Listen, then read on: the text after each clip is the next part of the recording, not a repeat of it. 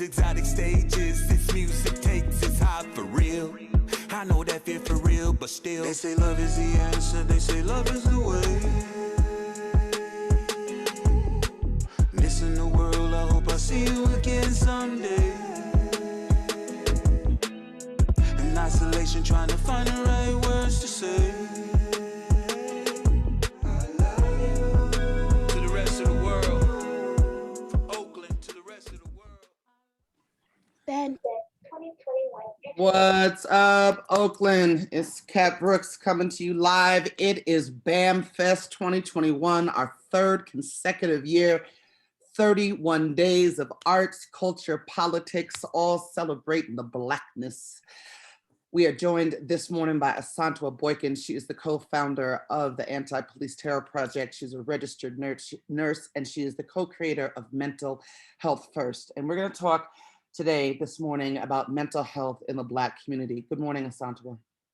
Good morning. It's a pleasure to be with you. Thank you so much for joining us. Sis, I want to start with just your perspective as a nurse and what you see in terms of the criminalization of our bodies when they come to institutions that are supposed to be providing compassion and care. I think overall, we have to start with the healthcare system in general, right? When we think about much in the way in movement work, right, specifically around police terrorism, we first have to look at the system itself, right, to understand how it came about. What are these, not just policy and procedure, but also the culture, right, of medicine as it exists. So when we think about our current Western healthcare system, it was built on the idea that to be white and male is to be normal, right? And anything that deviated from that at some point would require treatment or intervention, right? Or medicine, for lack of better terms. Being a woman, right? Being a woman having emotions needed to be treated, right? And it was only until really more recent history where folks born in Black bodies. Thank you. I was going to say, I hate to interrupt you, but yeah, we're spotlighting you. I want to see your face. Okay. Yes, please. Yep. Okay. All right. Go ahead. Okay. Where folks who were born in Black bodies actually began to be treated by physicians instead of veterinarians, right? So when we talk about the criminalization, the dehumanization of Black bodies that happens inside of our healthcare system, really it began at the root, right? So criminalization specifically around not just mental health issues, but also substance use. And the criminalization around substance use is across the board, but of course affects people born in Black bodies more heavily, right? So anything that deviates from what is considered normal, whether that be behaviorally to the culture of being white or male, or having heightened or low, right, emotions. What has really happened is we are attempting to police our way out of public health crises, right? Everything from homelessness to mental health to healthcare disparities, right? Like all of our systems answers are incarceration.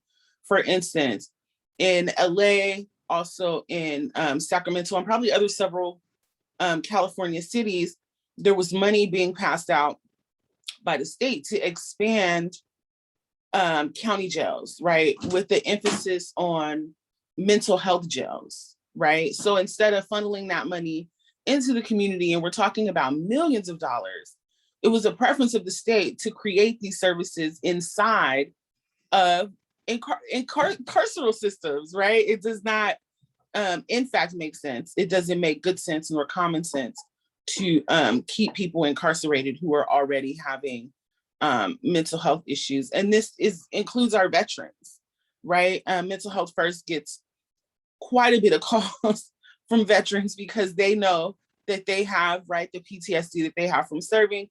They know how they're going to react to drawn guns, right? And it may not be a good situation for them. Let's talk about the need for a mental health first in the first place. So in your day-to-day practice as a registered nurse, talk about practically, what does it look like to have healthcare criminalized? What are the types of experiences Black bodies go through in our emergency care systems? Emergency departments are the worst.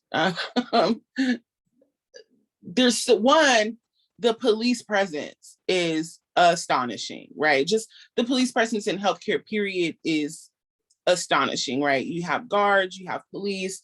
We recently had a police dog in my ER, and I'm really proud that folks had organized to have the dog removed, because the officer who was in charge of the dog was using the dog to threaten folks, right, into compliance, even though their rebuttal was, oh, it's more of a therapy thing, he just sniffs for drugs, right? But folks who are addicted need healthcare, and if you meet them with the drug sniffing dog, it will likely deter them, right, from getting that healthcare.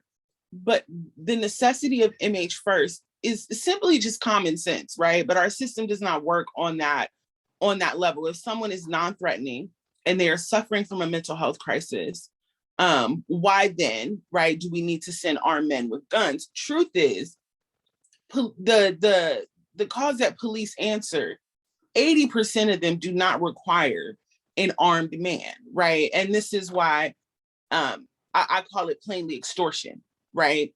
If someone came to my gate and was like, give me $100,000, right? And I'll protect you, or if you need help, I will show up. And then when you call that person, they show up and they kidnap your people. Or when you call that person, they show up and they kill, right, your people. That is called extortion. That is not called care. So I think we have to shift from the framework of seeing people that are in mental health crisis as dangerous, because it's just not true. Isn't it actually true that people that are suffering with mental health issues, and I actually want to differentiate between being in a mental health crisis and having a mental health diagnosis, right? Because I have a mental health moment every day. But isn't it true, folks that have mental health diagnosis, they're more likely to be victims of violence as opposed to perpetrators of violence? Absolutely. As I mentioned before, the veterans that call us, right, for assistance, they know that they're at higher risk because of their PTSD, right? Because of their past experiences with guns, with violence, with authority figures, right? So that's why they call us instead, whether that be to show up and help them get to their next level of care without having to interact with officers, or that's just to listen to them as they talk about the things that they've experienced. Ain't that a trip? Because so often we lump our veterans into like law and order categories, right? And the assumption being that they would rather or would want to or appreciate engaging with law enforcement, but they too understand that that's not the pathway to them getting the care that they need. Asantewaa, talk to us about mental health first. What is it? How was it created? What are its values and principles? So Mental Health First is a project, the anti-police terror project, with which Kat Brooks is also a co-founder of. And I think that there was this kind of culture that existed in our immediate community, right? Where we knew that when the police showed up, they made things worse. So there was just work that we went about doing without labeling it, right? And then we got to the point where which was essentially like Mental Health First, which was essentially our one of our other co-founder, Terha, just showing up when folks felt like they needed protection or advice on how to protect themselves. We just went about doing the work that needed to be done. And again, like I said, we asked ourselves the question, why couldn't this be available to the larger community? And we decided that it could be, right? It could be available to the larger community in the same way that we provided it in our smaller community. So what did that look like? There was a group of us here in our Sacramento chapter who asked that question, answered that question, and decided to sit in a room and bang out a framework that made sense. And once we came out of that for meeting, what seemed like took days, right? But also those days were built on years and years and years of experience of responding right? By myself, by Kat, by Turhan, a whole slew of folks by responding, right? So we didn't just build that on grass, right? Like there was a foundation there to build from. And we built it, right? We developed relationships with programs here in Sacramento. We also developed relationships with fire department, with other medical professionals who were also very, very radical and looking to do something different. And we launched in January of 2020, and we launched in Oakland in August of 2028. We are about to celebrate 1 year in Oakland coming up here real shortly. And if someone is in mental health crisis, or their loved one is in mental health crisis, and they're in the Oakland or Sacramento area, and they call the MH First number, what can they expect to experience? They can expect to be what are the basis of our training, and I can't say this and say this and say this enough, is we teach our volunteers to listen, to actively listen, not just hear what you're saying, but to help you feel heard, to respond in ways that are meaningful, that are affirming. They are very knowledgeable about the available resources. They will help you make the phone calls that you need to make. They will listen to you if you just need to be listened to. There's been dispatches where we went out and said person was drunk and needed someone to vent to, and we were that person, right? Instead of them screaming in their front yard, right? Potentially having the police called, right, on them. And they were a member of a very vulnerable population, right, who would not benefit from police contact. So you can expect to be listened to, you can expect to be heard, listened to attentively, and helped figuring out your next step. MH First is a grassroots effort, right? Grass. Volunteer comes from the people, by, for, and about the people, but we're seeing cities across the state, cities across the country trying to get in front of, right, the call to defund the police, the call to not utilize the police as the answer of every single social ill. First part of the question, I guess, is that a good thing that cities want to adopt models like MH First, if not necessarily MH First? And two, three-part question. Two, where do you see the opportunity?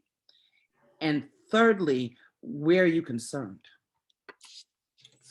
So I've grappled with this question. I actually even wrote about it just to get it out of my head, right? Because on one hand, it's just like, yes, you hear, right? Can't say you're listening, but you hear, right? You hear that there is a different way. Better word, you see, because we showed them, right? You see that there is a better way to do this. Where I get concerned is the slow trickling back in of law enforcement, or the blatant desire to not take them out in their totality, which in fact does not meet the goal of capturing calls from folks who will not, under any circumstances, call the police, right? Which puts folks in a position to wait and wait and wait and wait and wait until they, in fact, have no other choice but to call law enforcement. And that's when situations, excuse me, it's a garbage man in the background. That's when situations become dangerous, right? Is when folks wait and wait and wait. I'm also concerned that on the other side of the fence, right, for those folks doing the grassroots work, is a sense of, even though the creation of the program did have a sense of urgency, right? We had to do it. We did it right then. We were successful and will continue to be. I claim that. It took us decades, generations, right, to get to where we are. And talking to and telling folks that it may take us some generations to get out of this, right? That there's going to be a lot of socialization that needs to happen to teach people to call programs like Mental Health First instead of calling 911. And that's just going to take time and money and patience. So on both sides of this coin, right, folks have to really be patient and listen and center, most importantly, the folks that are going to be impacted by this thing. And then the level of blatant co-optation, quite frankly, turns my stomach.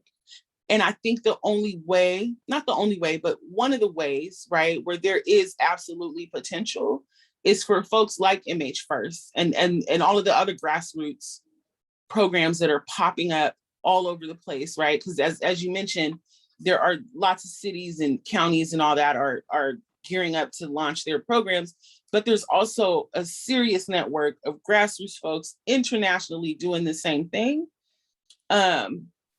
So I would say to those folks, right, we got to train. We got to put ourselves in a position to train these county and city funded programs, train them with an abolitionist framework, with a patient-centered, impacted person framework, right? I think that that's given the current conditions, it's paramount. It's paramount. The word, the framework has to come from us. What do you mean by co-optation? Who is co-opted and what it look like? So I think more so on like the county level of the creating these programs because everyone is talking about it without sincerely being invested, therefore creating something that looks like a police officer and a social worker, right? And then there's also the element, and I don't want to get in trouble, right? But the nonprofit industrial complex, right? Doing the whatever's hot, get that funding, right? Thing. Suddenly everyone being experts, right, on mental health issues and how they play out in our community. Suddenly everyone, right, being all about let's defund the police right now when, you know, your track record shows 6 months ago, y'all were taking photos with the chief kind of thing. So that level of co-optation, even from the nonprofit, like industrial complex sector. And then just the placation that happens at the city, county, and even sometimes the state level to be like, oh, let's shut the grassroots activists up and give them this thing that actually is not equitable or sufficient. Asantwa, do you see mental health first and programs like it as part of abolitionist practice? Oh, hell yeah. Anything. One of my goals as an organizer, right, and probably my primary goal at this point, is to minimize police contact. Decrease every reason why the police have to be called, decrease every reason why the police would show up, right? Because with minimized contact, there's minimal chance for incarceration, right? So if we can steadily create programs, create frameworks that use prisons and criminalization as the absolute last resort, then hopefully we can stop funneling bodies, right, into the carceral system. So it's twofold. Yes, we have to dismantle it. We also have to figure out alternatives. There are other ways, and we just have to think creatively enough, right, to imagine them and then move boldly enough to actually build them. What are the next steps, plans for MH1st moving forward? Primary goal is to keep working. To keep being available, to keep socializing the community on how to use our service and when to use our service. We are in conversations with several cities for either training or actually building an MH1st into their existing systems. Though they may not be called MH1st, they will definitely be inspired by and also trained by Mental Health First. So I really look forward to hopefully one day creating clinics, right, where folks can get the absolute services that they need, starting with mental health, expanding to physical health, so that we can continue to create the type of healthcare system that is based on our patient, that is not steeped in the ideals of white supremacy or of patriarchy, so that when you, as a nurse, right, it's very interesting to have this this brain, I guess, having been on both sides of the nurses station, having been someone that was in a gurney, someone who was taking care of someone in a gurney, right? The way that the culture of healthcare affects non-white people. I've literally heard folks to say, if you need help, don't go in there. I've literally heard folks say, that nurse, this nurse, that doctor, racist. I've been that patient who has been like, you don't even see me as human, let alone a woman, let alone a Black woman. But it was clear that the people taking care of me did not see me as human, as educated, as talented, as any of those things, right? I was simply a body laying in a gurney, and quite frankly, one that had a higher tolerance for pain, given what, you know, most third-year residents think. So just changing that, the way that folks interact with the healthcare system, ending the codependency that we have to just follow the doctor's orders and not ask questions, I think is absolutely egregious. But we also understand that the current construct has mostly white males as doctors, right? And the rest of our systems just tell us to shut up and listen to the white guy, right? And that absolutely exists in medicine as well. So one thing at a time, hoping to dismantle that entire construct is the goal. And finally, Asantwa, if folks want to get a hold of MH First, how do they do that? So Oakland's hours or Friday and Saturday from 8 p.m. to 8 a.m. and their telephone number is area code 510-999-9MH1. In Sacramento, our hours are Friday, Saturday, and Sunday, 7 p.m. to 7 a.m. And we can be reached at area code 916-670-4062. If you are inclined to use social media, we answer DMs, also emails. So the social media handles for Oakland are at MH First Oak. And for Sacramento, it is at MH First Sac. Asantwa Boykin, thank you so much for joining us this morning. Thank you for having me. Yeah, this is Kat's commentary for BAMFest. BAMFest 2021 has kicked off 31 days of arts, culture, and politics. You can learn more about the events taking place during BAMFest at bamfest.org. And we out.